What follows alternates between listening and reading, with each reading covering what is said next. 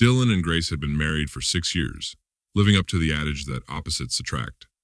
Grace was always fiery and impulsive, while Dylan remained consistently calm, sometimes even seeming apathetic and passive. Despite his calm demeanor, his wife's jealousy seemed to know no bounds, which puzzled Dylan, who thought he had given her no reason to doubt his fidelity. He was punctual and always let her know if he was running late, appreciating transparency and expecting the same in return.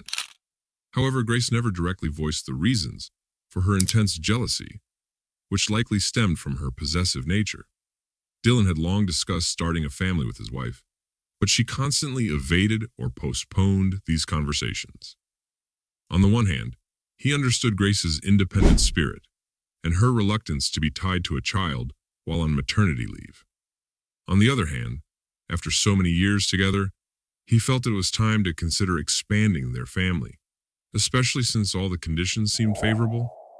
While Dylan pondered the idea of expanding their family and how it might change their lives, Grace had other thoughts that she kept from him. She began spending more time at work, often failing to inform Dylan of her delays and coming home only to inform him of her whereabouts. At first, Dylan did not. She began spending more time at work, prompting her husband to question her about the suddenly increased workload. Preferring to trust her unconditionally, he initially held back his concerns. However, as time went by, he found it increasingly difficult to believe that her constant tardiness was due solely to work duties. One evening, after dinner together, Grace casually mentioned her upcoming trip to her parents' house for a few days. They needed her help with some issues, and she added that they hadn't seen each other in a while. "Why don't I come with you? We haven't traveled anywhere together in ages." "Let's combine business with pleasure," Dylan suggested, putting his arm around her shoulders. Grace looked at him with a detached expression and pulled away slightly from his touch. "That won't be necessary. I want to go alone," she replied, trying to keep her composure. Her husband was stunned by her answer and insisted on accompanying her, mentioning that he might take the day off. However, Grace had already made up her mind and had to give in, hoping that a few days alone would help her calm down and come to her senses. Maybe she just needed to be alone. The next day, when Grace left, Dylan went to the store after work to get groceries. As he stood in front of the meat cooler, checking the freshness of the cuts, something bright to his right caught his eye. Turning around, he saw a familiar face. Hannah, an old friend of his wife's. She had a cart full of groceries but looked puzzled and grim.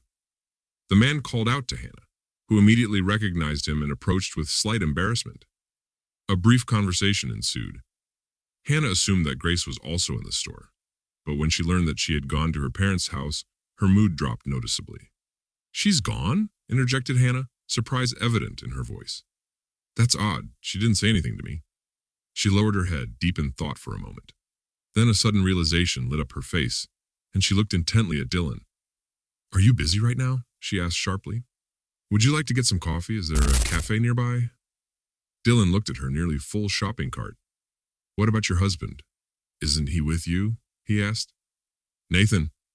No, not him," she replied, saddened for a moment. "Could you help me with these bags?" she asked, her mood improving. "Of course. I'm not going to let—" Dylan laughed. "You handle all of this alone?" he asked. Dylan walked Hannah home and helped her carry the heavy bags to her apartment. Grateful for his help, she invited him in for tea. Despite his initial reluctance, Dylan agreed out of politeness, not wanting to offend his hostess. Hannah quickly prepared some snacks for tea, and they struck up a conversation. At one point, Dylan noticed that Hannah was sitting closer to him and was acting somewhat flirtatious, but there was a wistfulness in her eyes. He decided to ignore her advances, as he had no intention of cheating on his wife, no matter how attractive Hannah was. When she touched his knee reverently in a burst of excitement, Dylan felt compelled to intervene. "Hannah, I'm married, and you're married too." "Let's not be silly," he said firmly. His serious tone seemed to bring her back to reality. She covered her face with her hands and began to sob uncontrollably.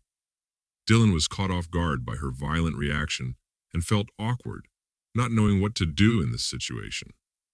Reaching out awkwardly, he stroked her shoulder in an attempt to comfort her, but she pulled away abruptly, putting an end to his flirtatious advances. "I'm so sorry," Hannah began, her voice shaking.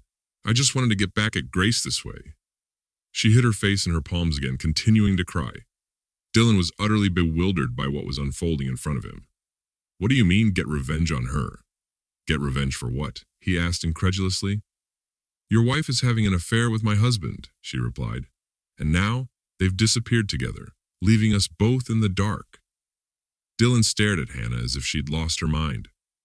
What are you talking about? He exclaimed, rising abruptly from his seat and pushing the table aside. Why didn't she invite you to go with her? Have you considered that perhaps she didn't really want to visit her parents, whom she hasn't seen in a long time? The woman blurted out. Dylan felt as if he'd been struck by lightning.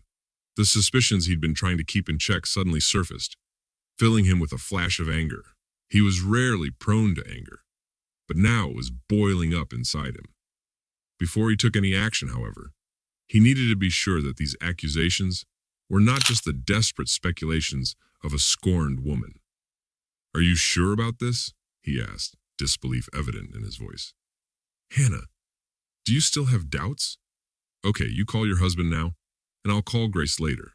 She never turns her phone off. That's when we'll find out if they're really together. With a heavy heart, Dylan dialed his wife's number, his ears ringing with anticipation. The seconds of waiting seemed like an eternity. Grace picked up, her voice calm and collected, as if nothing had happened. Hi, are you home? Inquired Dylan. Hi, yeah, why? Did something happen? Grace replied, suspicion in her voice. While still talking to Grace, Dylan gestured for Hannah to call her husband.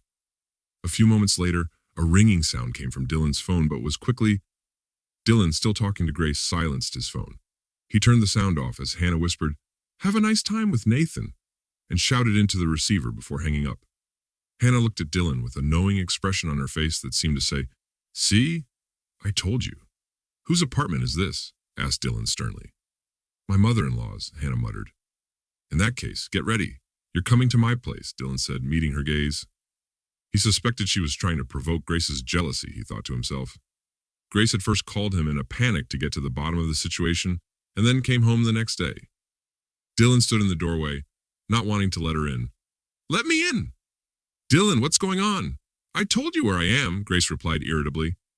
Dylan's suspicions were confirmed, and he wasn't about to let her off the hook that easily.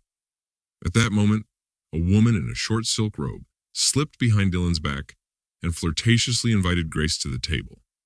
Grace's face contorted with surprise. She recognized her friend but hadn't expected to see her here, especially in such an intimate setting with her husband. Hannah's outburst had been so vulgar that even a sailor would have blushed. Dylan only smirked, asked her not to come near his apartment again, and slammed the door in the face of the furious, unfaithful wife. A few days later, Dylan packed all of Grace's things and sent her straight to her lover's house. He and Hannah grew close and were surprisingly well suited for each other. They continued to live together and eventually formalized their divorce from their previous spouses. Grace moved in with Nathan but remained bitter and resentful toward her husband and former friend. Their revenge hurt her deeply, and worse, her jealousy of Nathan grew stronger and stronger. She criticized him every time he was even a little late at work, which, in turn, made him less eager to come home. Their quarrels gradually extinguished whatever passion still remained between them. Grace had lost that too. Now, however, she had plenty of time to find a new victim. Cheating Secrets podcasts like me